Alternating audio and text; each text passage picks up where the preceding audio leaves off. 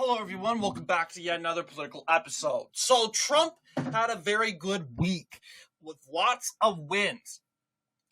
Specifically in regards to the news today, we have learned that the mainstream liberal media, their arguments that there's going to be a recession due to the said tariffs, they're inflationary. They had a surprise Pikachu moment, and they found out that there is no recession. Inflation rate has slipped to 2.1%, lower than expected. Fed's preferred God shows.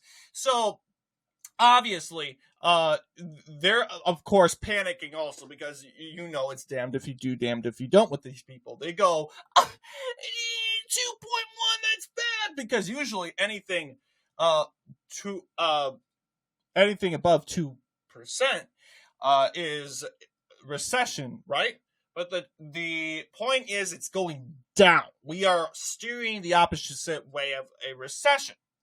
But of course, the mainstream liberal media, they're still panicking. They'll say, let's try in June. And well, I guess, okay, whatever makes you happy, let's try in June. And I can guarantee you it's probably going to be even lower. Because it's just what they're claiming does not make sense. And how tariffs are inflationary. We know that, obviously, what they're saying, it would have been very different if Biden was president. If this was happening under Biden, the liberal media would be so happy. They were jumping up and down. They were saying how good the economy is doing, obviously. And this leads us to kind of look at the job approval of Donald Trump, especially in regards to the economy. My expectation, he's still pretty underwater, but not as much as we've been seeing in the last couple days. Watch this, I'm proven wrong. Right in front of my face. But then again, we got minus 2.9. Yeah, it's slow. It's easing.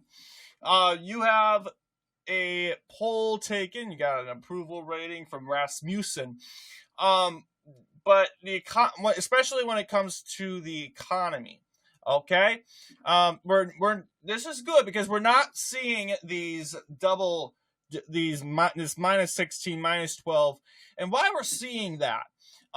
Reason why we're seeing this specifically, in my opinion. And again, we have heard a lot when it came to basically in the direction of the economy. It's not looking good. Well, we're in the right direction, but people are still hurting right now. They are still hurting from Biden's economy. So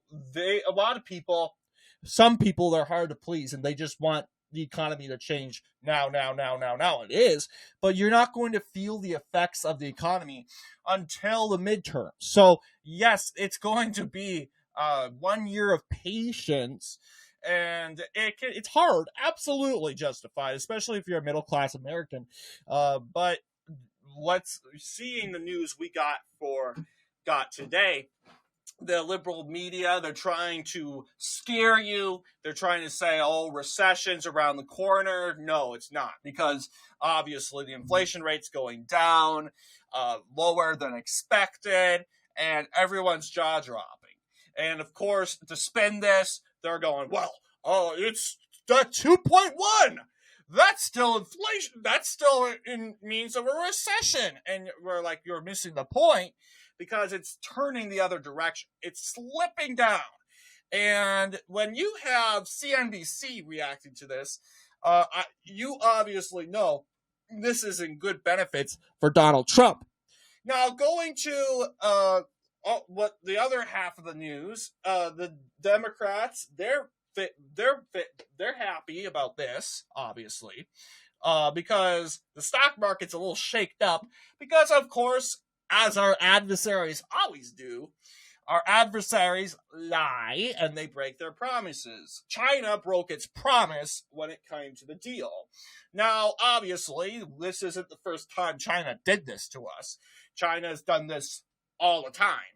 and China was being China. And of course, the idea of retaliating with aggressive tariffs with China again is starting to be on the minds of some Americans, and that's kind of put the stock market in in kind of a stock market in kind of a limbo here. But then again, I would try to encourage you all. It's going to be very. I would suggest it would be much easier this time around if we were to retaliate and respond to China breaking their deal and with these retaliatory tariffs against China. Now they're not necessarily retaliatory tariffs, but we're response tariffs, in better wording, towards China. Yeah, you could see the stock market drop a bit, but then again, we're going to be okay. You got to remember, we tariffed the whole entire world, and we didn't go into the Great Recession. Okay, we can do this, and not to mention, we got a lot of stocks gain. We got a lot of stock in the gains in the stock from the news from China and Britain. And I would imagine that the stock market would do relatively well responding to this news right here, the inflation rate. But obviously, we know that the liberal media, they cannot stand talking about this. They will try to spin it because they're admitting they were wrong, and they are wrong. What are you talking about?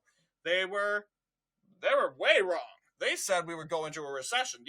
The experts told us we'd go into a recession. The experts are bought and sold. We saw Alan Lichtman. He was an expert, and he showed us a lot of stupid stuff, and we rolled our eyes and said, okay, this guy is declining. But obviously, just because you're an expert, that doesn't mean you're immune to cognitive bias. So and this is what the experts, quote, quote, are telling us. They're just saying that probably because they just hate Trump so much. But the good news is, as I knew, as Greg Foreman knew and kind of educated me on this, tariffs can't necessarily be inflationary. It does not make sense. It doesn't make sense how the inflation works with tariffs. Are totally different. So obviously, when it comes to this news, I would go ahead and say this is good when it comes to the said inflation going down, and but there's also other news we got to talk about, and that is regards to let's see. Nope, this goes to the approval rating. This specifically goes relatively talking about the said news in the Supreme Court, which ruled that Biden's little funny immigration app has been revoked, and rightfully so. I don't see how and why that this silly app got passed in the meantime. But it said here, according to the AI overview, I know AI is highly skeptical, but the Supreme Court has allowed the Trump administration to end a Biden-era humanitarian program and granted temporary legal status to over 500,000 immigrants from Cuba, Haiti, Nicaragua, and Venezuela. 3 out of 4, by the way, are adversary countries. Did you guys know? Well, Nicaragua used to be an adversary. They're fine with us now. Their government's a little sketchy, though. But Haiti, we're okay with them, but they're coming from these big these third world countries.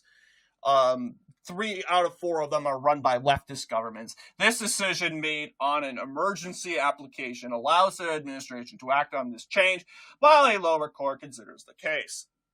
And honestly, a lower court, unless they're bought and sold, I would say that this would obviously be struck down. Why? Why should Biden's immigration program be accepted? Well, let's see. This program is a program specifically helping people that aren't supposed to be in the United States, so which really defeats the purpose of the program. And having taxpayer dollars pay for this, that's infuriating. and this makes people very happy to hear that we're actually putting our foot down, and we're saying no, we are not doing this. And of course, the liberal media is boohooing and crying. NBC is saying Supreme Court allows Trump to revoke temporary legal status of 500,000 immigrants from 4 countries, even though,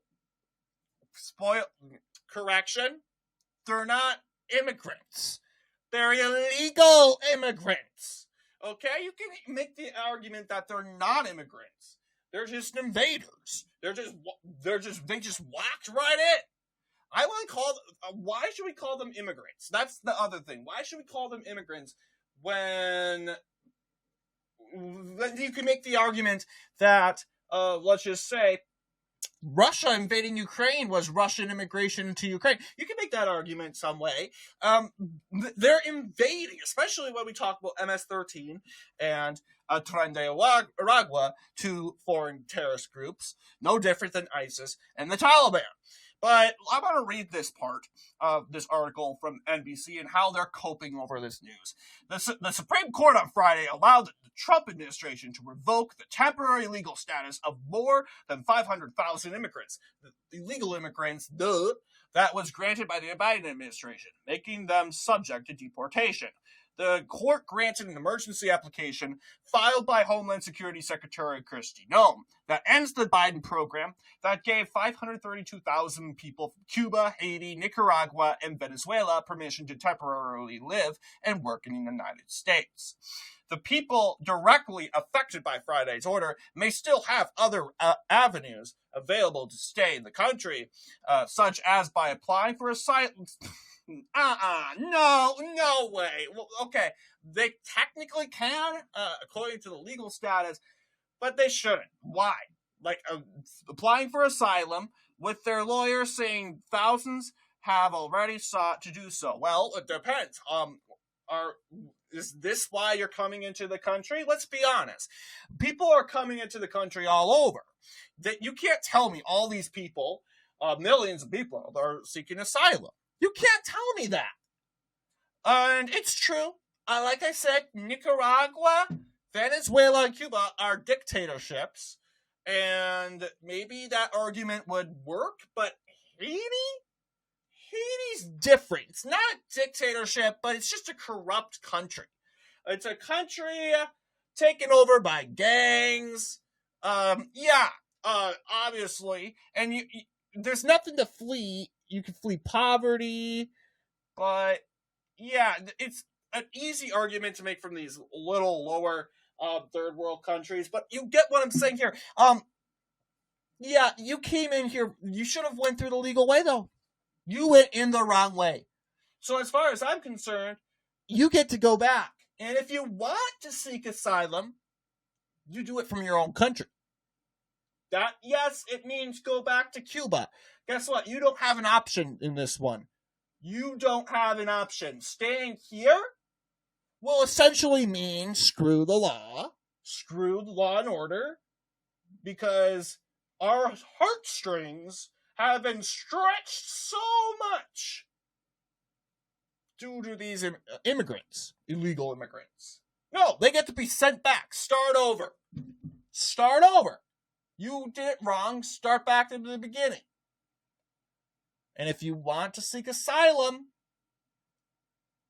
okay, fair. But you got to do it from your country. The brief order, which did not explain the court's reasoning, noted the liberal justices, of course, Ketanji Brown Jackson and Sonia Sotomayor dissented.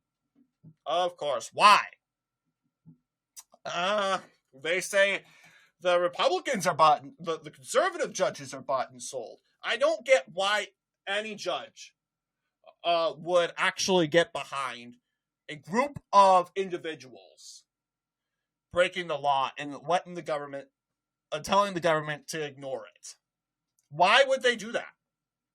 Jackson wrote that the court had failed to take into account the devastating consequences of allowing the government to precipitously upend the lives and livelihoods of nearly 500,000 non-citizens while their legal claims are pending. Like, what do you... Yeah, obviously. The government to... Oh, so they're saying deportation without due process. Well, guess what? Then again, we have a question here. Because, obviously, they are getting due process. When they're arrested, we read them their rights. Okay? That doesn't change. You're under arrest. We have a warrant for your arrest. And yeah, obviously, when we have a case against you, and we're dealing with a threat, would you tell me? Okay, if it were 2001, and obviously the terrorist that hijacked Flight 11 died, right? He died on impact in a successful suicide mission, unfortunately. But let's just say the guy was captured by security before going on Flight 11 and hijacking the plane. Thankfully, that wasn't the case, unfortunately. But let's just say that happened. We learned his agenda, that he was going to plan to kill over thousands of Americans, plus everyone on board, in an attempt to attack the United States. And he was a part of a large plan to attack basic areas of the United States. The White House, the Pentagon, the World Trade Center, the largest terrorist attack in American history. Do you think the woke judges, talk about 2001, not 2025, you think judges would be like, okay, just sit there, sit tight, we gotta, you can get your lawyer. You literally, first of all, as much as it's hated, you still are entitled to a lawyer. But we're talking about an Egyptian Saudi national who's not from this country. You could make so and here's another example. A militia, or a member of a militia in Al-Qaeda, launched an attack in New York. Or would we arrest that individual, that militant? And we would say, okay, get your lawyer. No, because this guy was a foreign invader. He was a foreign invader, which is completely different. So, obviously, this is I wouldn't say constitutional crisis, but a question. When is the line drawn when it comes to this? When is the line drawn? I say it's drawn when, for people that the United States doesn't recognize are legitimate to be here. Meaning that, yeah, sorry, we'll read you your rights, except, I don't think they get a lawyer. I think they're deported. But yes, we deport you because you're going to be found guilty anyway. You enter the country illegally. So you want to spend government dollars on a lawyer and all that stuff, and then only lose? It's just ridiculous. So obviously, it's a question that needs to be pending. But it's already a argument. It's basically saying, planning a scenario. If an Iranian militant group, using Iranian, or a Houthi or Yemeni militant group, launched a terrorist attack in Times Square in the behalf of ISIS, actually it would be the Houthis, a foreign enemy of the United States, do you think we would once we round them up, these militants up, or the ones that survived rounding up, would we give them due process? No, you invaded the country, you're caught red-handed, you are going back to Yemen. Boom! So obviously, I can't read all of this article. I guess I can. I mean, we can take what we can here. But obviously, it's very... I guess we'll stop, but you get what I'm saying. This program, which would, of course, help naturalize the illegal alien. And I'm saying, hey, look, this makes people wonder: are Democrats trying to get votes? It looks like they're trying to get votes to me. They want these people to vote in elections. Oh, this party helped me become a citizen and helped me escape poverty. I'll vote for them. This is the strategy. And we know Democrats, they're trying to double down on this, but the only problem is, well, I'm not against naturalization process, but these are illegal aliens, okay? They're not supposed to be in the country. And when we, so there has to be a blockbuster, when it comes to this. Hey, this is, of course, you can become, obviously immigrants can become naturalized citizens if they want to, but not illegal ones, because the illegal ones broke the law. Number one, they broke the law. Number two, they aren't supposed to be here because they're illegal. And that's a violation to the United States, and the last thing you want to do is give them citizenship.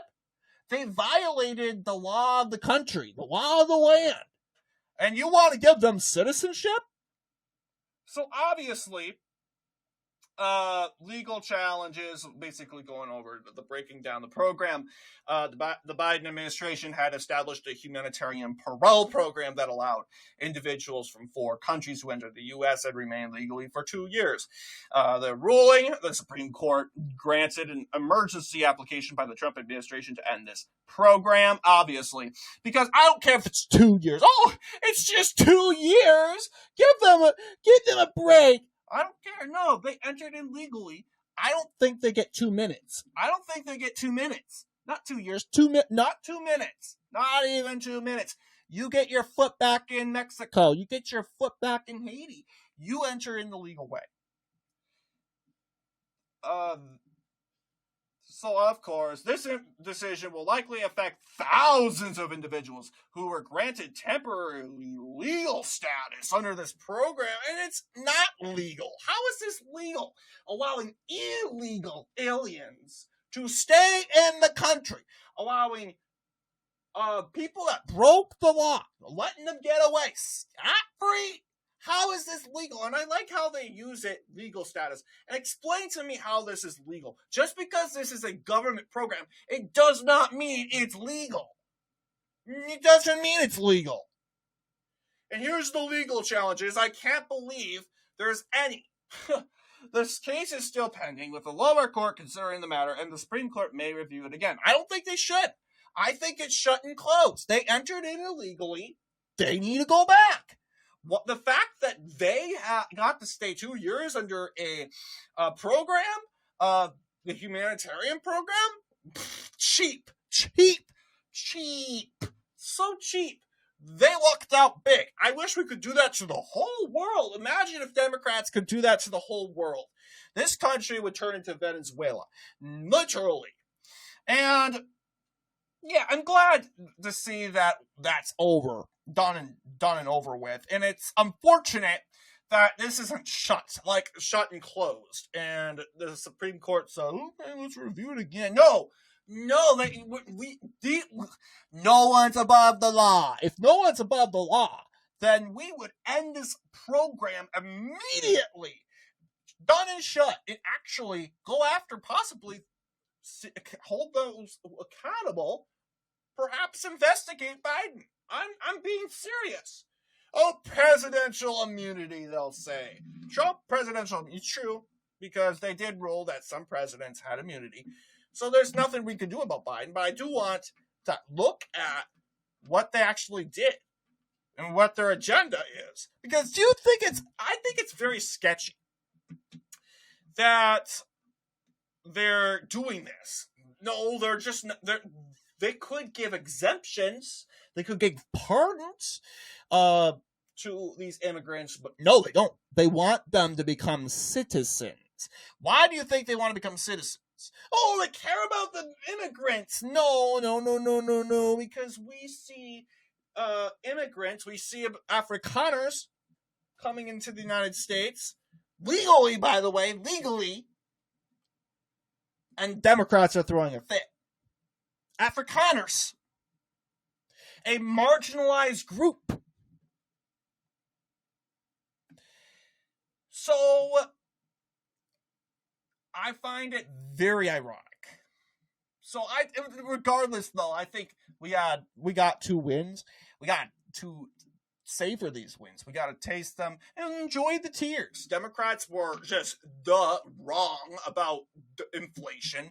Their economists and their experts only made themselves look stupid. And the channels like CNN, MSNBC, stupid, irrelevant. And I would say anyone that watches them, just turn it off. Turn it off. Get outside. Don't worry about it.